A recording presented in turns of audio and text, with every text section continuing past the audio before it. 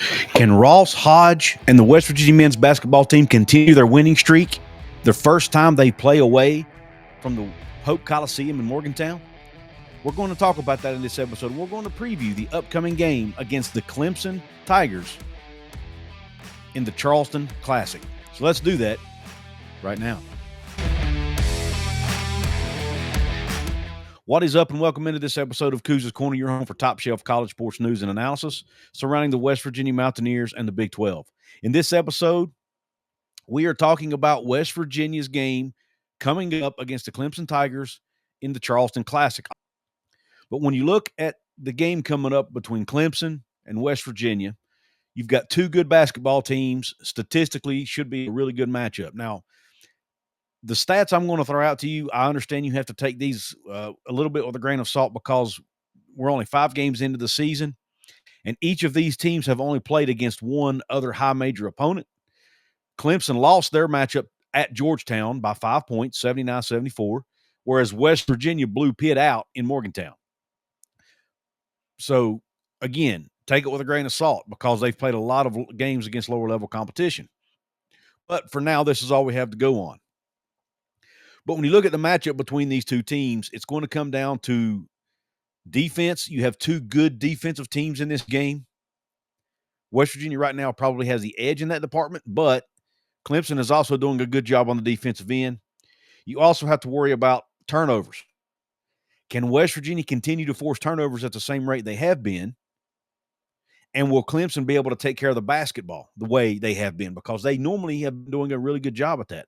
For example, Clemson is number 4 nationally in turnovers per game, only giving it away 7.2 times a game. Conversely, West Virginia is forcing about 15.8 or almost 16 turnovers a game, which is 43rd nationally. So which one of those teams are able to do what they want to do on that front? Can Clemson take care of the ball against this very, very aggressive West Virginia style of defense? And it's not a press Virginian per se, but in the half court, they are extremely aggressive. They do a great job keeping in front of their men. They do a good job of keeping teams, for the most part, out of the paint and keeping their opponent shooting at a pretty low percentage. So which team will be able to get the upper hand in that department?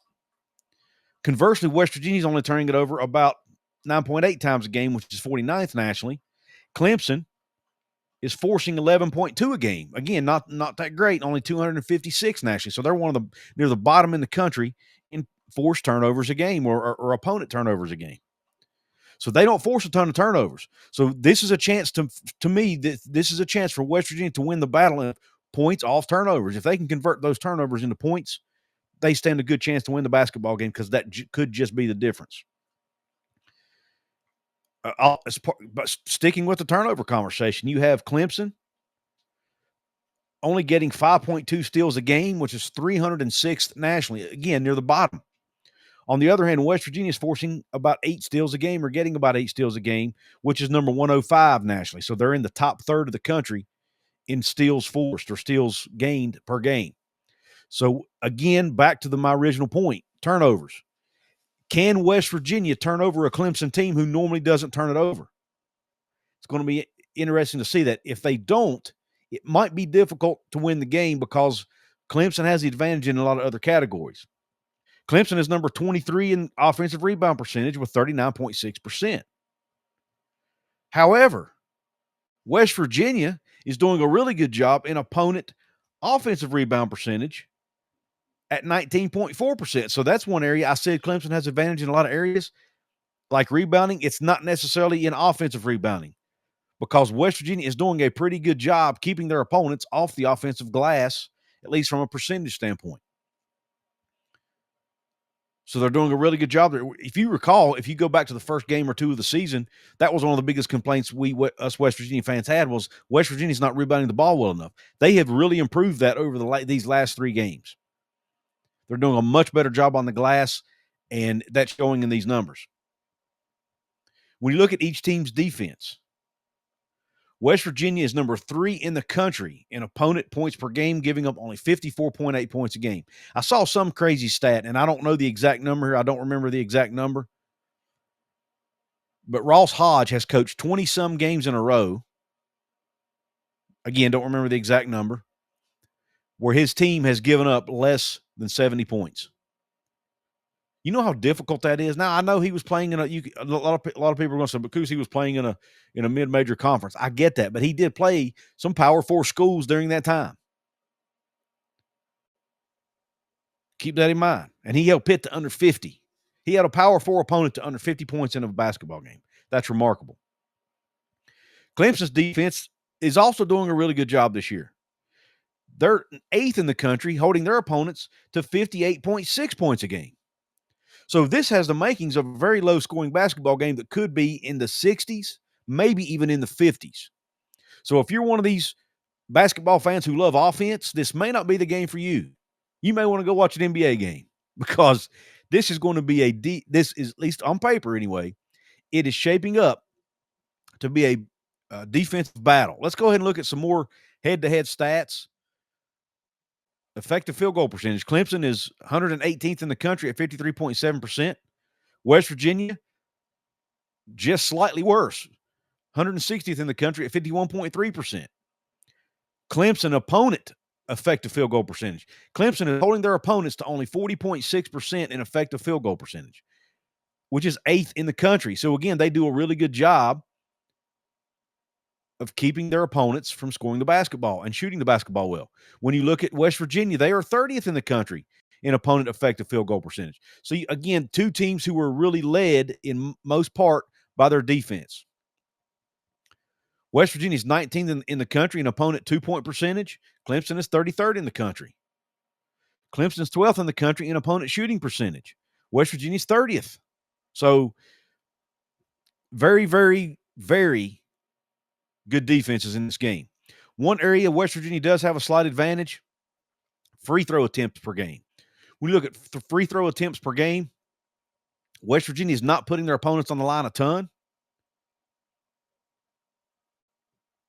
West Virginia is 33rd in the country in opponent free throw attempts per game at 16. And Clemson is 119th in the country in free throw attempts per game. So they're not getting to the line. They're getting to the line about 24 times a game. West Virginia is only putting their opponents on the line 16 times a game. Flip it around. Clemson is 91st in the country, putting their opponents on the free throw line about 18.6% of the time, whereas West Virginia is 78th in the country in getting to the free throw line at 25.8 attempts per game. So West Virginia is doing a really good job of playing defense without fouling for the most part. Can they keep that up and keep Clemson off the free throw line? Because Clemson shoots at 73.1% from the free throw line, which is 137th in the country, which is pretty good. It's not great. It's top third or at least top half of the country. West Virginia, on the other hand, is only shooting at 69%, which is 224th in the country. So if West Virginia can keep Clemson off the free throw line, force turnovers and get points off those turnovers and continue to rebound the way they have and at least come close to breaking even in rebounding, I think they have a really, really good chance to win this basketball game. I really do. I really like their chances. Now, Clemson's a good team. Yes, they are 4-1 compared to West Virginia's 5-0, but that one loss was to a really good Georgetown team, who the last I checked was undefeated with a win over Maryland, a 10-point win over Maryland. So they lost to a good Georgetown team. Do you know about the 3 T's of Thanksgiving? Turkey for eating, table for gathering, and touchdowns for winning. With DraftKings Sportsbook, an official sports betting partner of the NFL, every touchdown could bring you closer to cashing in before dessert. With DraftKings Sportsbook, all the action's in your hands. First touchdown, anytime TD, live bets. Every play, every snap, every game counts. When the games get good, the bets get better. Here's the best part. New customers bet just $5, and if your bet wins, you'll get $200 in bonus bets instantly. When touchdowns happen, we feast. Download the DraftKings Sportsbook app and use code COUZ. That's code COUZ. Bet $5 and get $200 in bonus bets if your bet wins. In partnership with DraftKings, the crown is yours.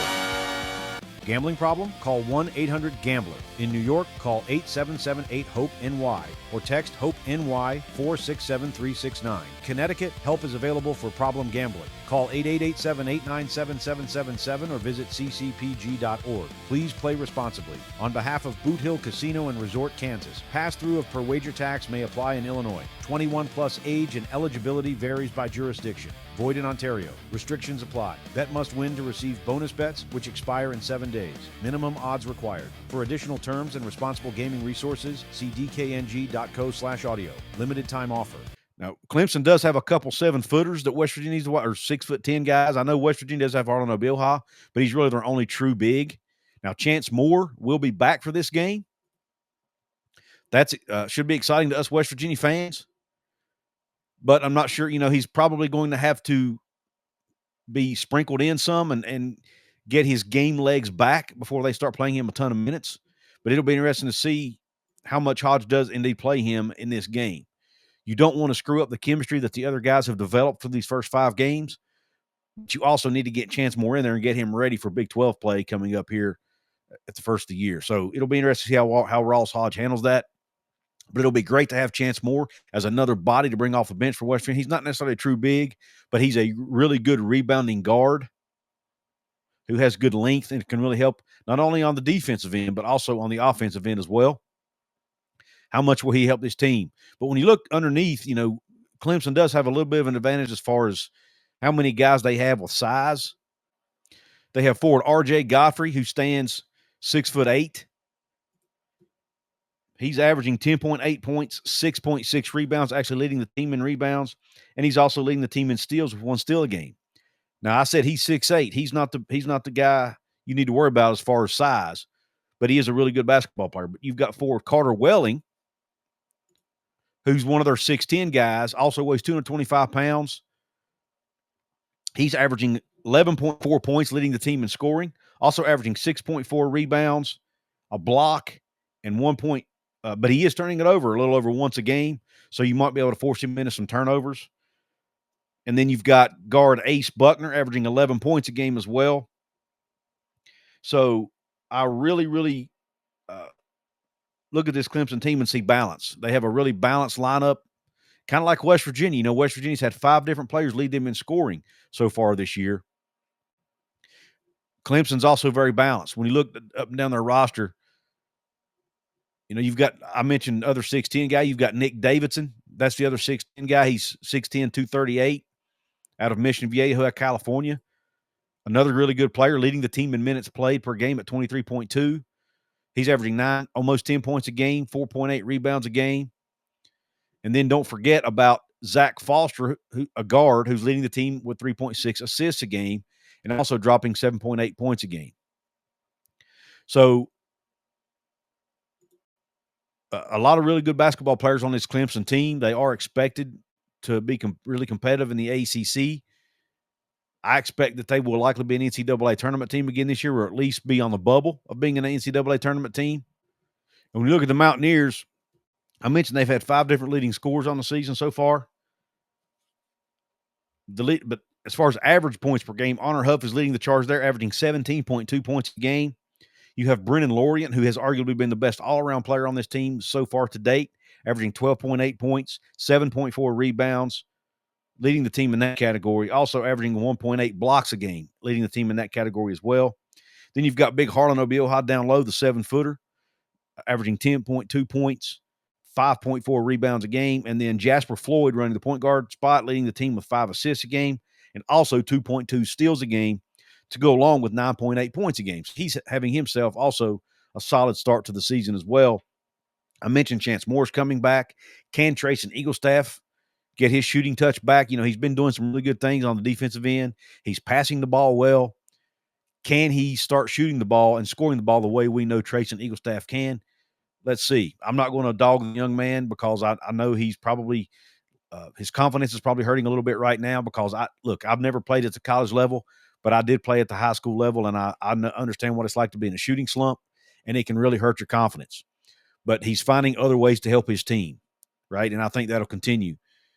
Hopefully, if he can start seeing some of his outside shots go down, He'll get that confidence back, get that swagger back, and he'll be the Trace and Eagle staff of old that put 40 points up against Alabama. That's what we're waiting to see. And I still think he's got it in there, just waiting to come out. Still trying to get comfortable, I think, in this Ross Hodge offense and playing around other really good players. Trying to get comfortable not being necessarily the main go-to guy like he always has been in his career. But it'll come. So let's be patient with Trace and Eagle staff. As long as the team keeps winning, it's the most important thing, right? I mentioned Chance Moore coming back. I'm not sure what Jackson Field's status is going to be when he'll be coming back from his hand surgery. I think technically he could play now, but Ross Hodge still wants to get him ready from a physical standpoint and conditioning standpoint and whatnot.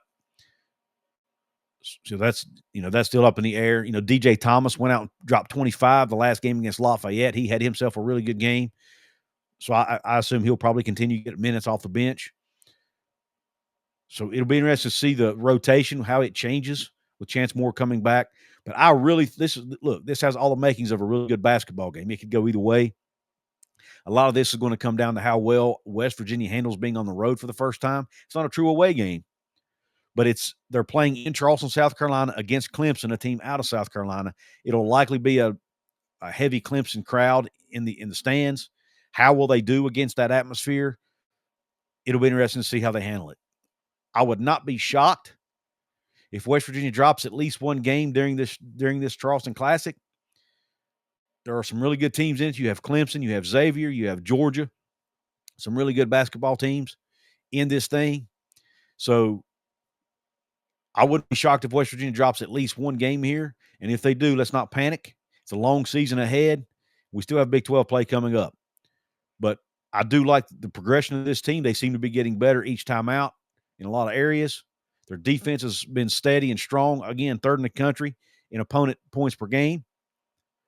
What Ross Hodge does, man, his teams play great defense, and they hold their opponents to where offense doesn't have to be great. They only have to be solid and consistent, right? If they can do that, they got a really good chance to win a basketball game. Force turnovers. Don't get destroyed on the boards. Get points off those turnovers and try to keep your opponent off the free throw line. I think those are the keys to winning this basketball game for the Mountaineers. Let me know what you think in the comment section. Give me a score prediction below. And let me know who you think wins, Clemson or West Virginia. In the meantime, I want to give a quick shout-out to my paid VIP channel members of this episode. Okie King, Todd Biela, Freedom, Browns and Beers, and CEO of The Sofa. Thank you all for being paid channel members. If you want to become a paid channel member and get yourself a random shout-out, hit the join button below on your device if you see one. If you don't see a join button on your device, go to my channel homepage on YouTube. There's one right beside the profile photo, which is my channel logo. You can also support me for free by hitting the thumbs up button right below the video. Just click it really quick one time with your remote, with your mouse pad, or with your finger if you're watching on a mobile device. You can also subscribe to the channel. Same way. Just on the right side under the video, there's a button that says subscribe. It'll either be red, white, or black, depending on your device. Click that. It's free, really quick, and it'll make sure my stuff shows up in your feed. Also, there's a hype button below between the thanks and the download button. It's called hype. Please hit that button. That also shows YouTube you like my stuff. All that helps my channel grow. I really appreciate you tuning into this episode. I hope the rest of your day is top shelf. God bless you. And cue Country Roads.